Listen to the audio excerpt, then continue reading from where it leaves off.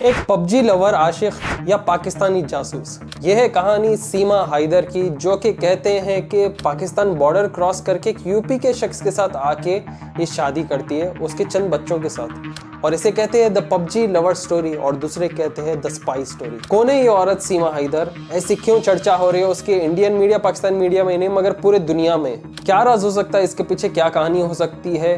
सीमा हैदर वास्तव में पाकिस्तानी आर्मी की महिला मेजर है। उनका असल नाम सामिया रहमान है। बता दें, ग्रेटर नोएडा में सचिन मीणा के घर पहुंची है यूपी पुलिस। सोशल मीडिया से लेकर हर तरफ इन दिनों बस सीमा हैदर का जिक्र है। ये वो घर है जहां सीमा रिंद अपने 4 बच्चों के साथ रहा करती हैं।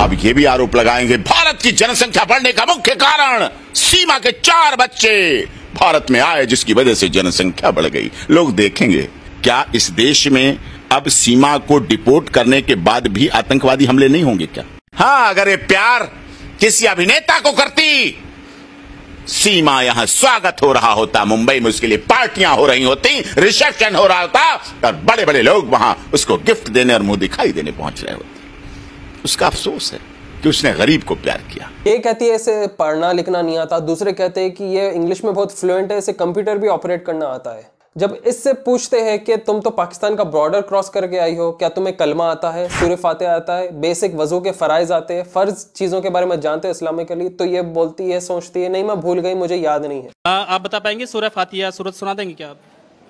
सॉरी सर, अभी नहीं सना नहीं, मतलब अलहम्दो की सूरत, सुबहाना की सूरत, कुल हु अल्लाहु अहद की सूरत, या कोई कलमा कोई सुना दे? तो लोग डाउट करना शुरू किए कि ये इंटरव्यूज देने के लिए इतनी कॉन्फिडेंट है और दूसरी ओर पे ये अपने आप को जाहिल बता रही है पर दिख नहीं रही। तो आखिर राज क्या है इसका? क्या रियल में ये स्पाई है या बस एक पबजी आशिक है जो कि अपने आशिक से यूपी मिलने आई है? असल में सीमा हैदर गुलाम हैदर से शादीशुदा है।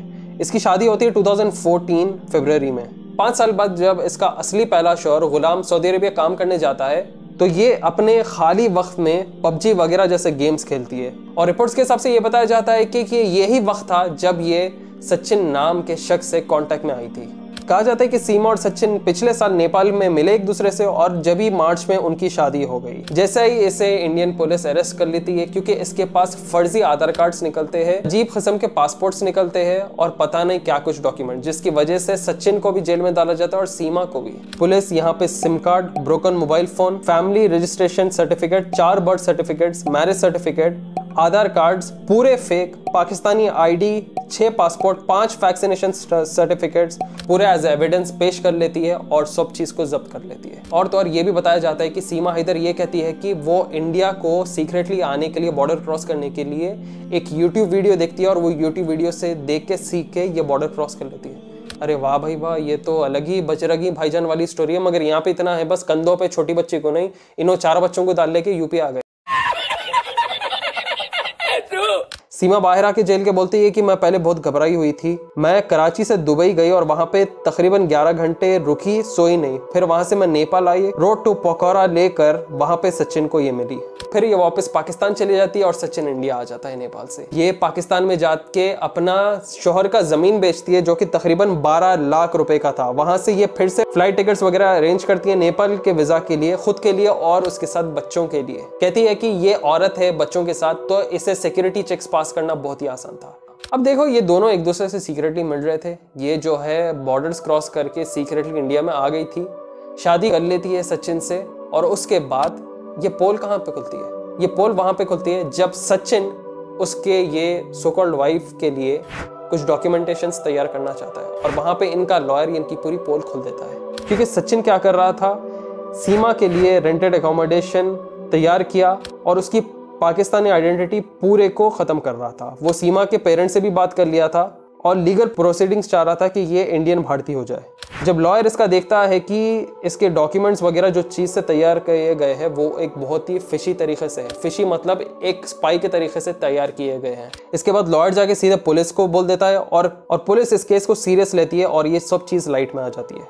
न्यूज रिपोर्ट्स के हिसाब से एक पाकिस्तानी यूट्यूबर शोएब मलिक ने क्वेश्चंस रेस किए सीमा हैदर के नाम पे, और ये यूट्यूबर ये कहता है कि सीमा हैदर पाकिस्तानी एजेंट हो सकती है, वो भी इंडिया में। वो ये बताता है कि 5th क्लास तक पढ़ी लिखी है, इसे पढ़ना लिखना नहीं आता, तो ये इंटरव्यू इतना कॉन्फिडेंटली फेस कैसा कर रही है? इसे तो डर के रहना चाहिए, जेल भी जाके आई है, 2 बड़े बॉर्डर्स क्रॉस करी है, इसे वापस पाकिस्तान को छोड़ दे सकते हैं। और ये खुद को मुसलमान क्लेम करती है। एक सिंगल उर्दू वर्ड इसके ज़बान पे आप देखेंगे नहीं। जब से कलमा, शहादा, नमाज के फ़राइज़, वज़ू के फ़राइज़ सब पूछते तो वो बस आसमान में देखती है और मैं भूल गई, बस ये जवाब देते रहती है। अब तो इतना ही नहीं, और ज़्यादा खतरनाक तमाशा ये भी हो गया कि वो सोशल मीडिया पर आके बोल रही है कि देखो मैं और मेरे हस्बैंड जो है ना एक यूट्यूब चैनल बनाए, इतने सारे इंटरव्यूज़ जो है मीडिया चैनल्स वाले आके इंटरव्यूज़ ले रहे, इतने सारे पैसे कमा ले रहे हमारे इंटरव्यूज़ के साथ, तो मैं खुद यूट्यूब चैनल बना रही हूँ और मेरे हस्बैंड को आप लोग ये यूट्यूब चैनल देख के सपोर्ट कर लो। अब ये इतने सारी चीजें ऐसे औरत के दिमाग में कैसा आ रही है जो कि 4-5 बच्चों की माँ है? क्या इसके पास इतना सारा वक्त कहां से निकला? वो भी पबजी खेलते हुए, आशिकी करते हुए और 4 बच्चों को संभालते हुए। वाह भाई वाह, सुपर वुमन है ये तो। सीमा हैदर ने 2 जगह अलग अलग अपने एजेस बताए, किसी में उम्र ज्यादा है, किसी में उम्र कम बता रही है। एक जगह बता रही है कि इसकी डेट ऑफ बर्थ जनवरी 1, 2002 है और दूसरी जगह 1994 में। तो एफिडेविट के हिसाब से तकरीबन 8 साल का डिफरेंस हो रहा है इसके अंदर। और तो और तमाशा एक सोशल मीडिया के पोस्ट पे ये भी हो गया था कि सीमा का भाई कहते हैं कि पाकिस्तानी आर्मी में काम करता है। एक न्यूज़ रिपोर्ट क्लेम करता है कि सीमा हैदर का भाई पाकिस्तानी आर्मी में है, जिसकी वजह से इसके ऊपर और ज़्यादा शक हो जाता है जासूसी के नाम पे। हाउएवर कोई कॉन्क्रीट इन्फॉर्मेशन इसको लेकर है नहीं, मगर पुलिस फिर भी पूछताछ कर रही है, क्योंकि अभी ये प्लीड कर रही है सीएम योगी और प्राइम मिनिस्टर मोदी को कि इसे इंडिया में रहने दे इसके आशिक के साथ। आप लोग क्या बोलते हैं, ये कोई पॉलिटिकल मूव होगा, एक लवर्स को मिलाने का एजेंडा, एक फ्रेंडशिप बताने, या ये बताने कि कंट्री में कितनी फ्लेक्सिबिलिटी है? हो सकता है, नहीं हो सकता है, प्रोपेगेंडा और नॉट? आप कमेंट करके नीचे बताएं। 14 दिन की कस्टडी में रहने के बाद इन्हें बेल मिल जाती है कोर्ट से, और बेल मिलने के बाद ये हर जगह इंटरव्यूज और बाइट्स देते फिरते रहते हैं। क्या ये पाकिस्तानी भाभी की क्या ड्रामा है या रियलिटी? इंडिया टुडे में ये सीमा हैदर बताती है कि इसकी डेली रूटीन कैसी है। बताती है कि ये राधे राधे का स्ट्रैप इसके गर्दन के तरफ पहनती है, लोगों को हाथ जोड़ के नमस्कार करती है, बड़ों के पैर छूती है और उनसे ब्लेसिंग्स और प्रेयर मांगती है। इतना ही नहीं, बाज़ इंटरव्यूज़ में ये भी पता चलता है कि खुद को अपने आप को 100% वेजिटेरियन डिक्लेयर करती है और हिंदुइज्म एम्ब्रेस कर ली। और अगर इसे वापस भेज देते पाकिस्तान, तो पाकिस्तान में इसके फैमिली मेंबर्स या कोई तो भी इसे मार देंगे। तो ये प्लीड कर रही है प्राइम मिनिस्टर को कि इसे पाकिस्तान वापस ना भेजे, इसको इसके आशिक के साथ ही पूरी जिंदगी बिताने दे। इससे भयंकर मालूम मैं कभी कोई किस्सा नहीं सुना। आशिकी हो तो ऐसी 4 बच्चे रख लेके, बाप रे बाप। अब इसके पहले वाला हस्बैंड कहाँ है? इतनी जेन्युइन रिपोर्ट है तो। सीमा हैदर का पहला हस्बैंड गुलाम हैदर अपील कर रहा है प्राइम मिनिस्टर नरेंद्र मोदी को और इंडियन गवर्नमेंट को कि उसको और उसके बच्चों को वापस पाकिस्तान भेजे। ये बहुत गलत तरीके से इसने इंडिया को एंटर किया और उसके बच्चे को लेके चलेगा, क्योंकि बच्चों की कस्टडी बहुत मायने रखती है और इसके लिए इंटरनेशनल कोर्ट्स भी इन्वॉल्व हो सकते हैं। मीडिया का मैं बहुत शुक्रगुजार हूँ कि मुझे तो कोई पता नहीं था मेरे बच्चे किधर हैं। ये भारत मीडिया से मैंने एक क्लिप देखा था कि मेरे बच्चे भारत के पुलिस कस्टडी में। तो ये खुद परेशान था कि इसकी बीवी और बच्चे गायब कहाँ हो गए। तो बहुत अफसोस की बात है, बेचारे पहला शौहर देखो रोटी ब्रेड विनर बनने के लिए बाहर गया कमाने के लिए। अब ये वो मशहूर कहावत हो गई, पति फौज में पत्नी मौज में। थोड़े आर्ग्यूमेंट जो हम कमेंट्स में देख रहे हैं कि जर्नलिस्ट अशरफ हुसैन ने ये लिखा, छोटे से छोटा बच्चा अगर मुसलमान कम्युनिटी से जुड़ा होगा तो उसे बेसिक क्वेश्चंस तो मालूम रहेंगे। मतलब बचपन 5 साल 6 साल के बच्चे को अगर आप अल्लाह, सूरह फातिहा, वजू ये सब चीजें बोलेंगे तो उसका जवाब दे देगा। सीमा हैदर इतनी बड़ी होने के बाद भी ये बोल रही कि मुझे याद नहीं है, मैं भूल गई, ऐसा हो गया वैसा हो गया। तो how come a person belonging to a Muslim community basic सूरह फातिहा और कलमा नहीं मालूम?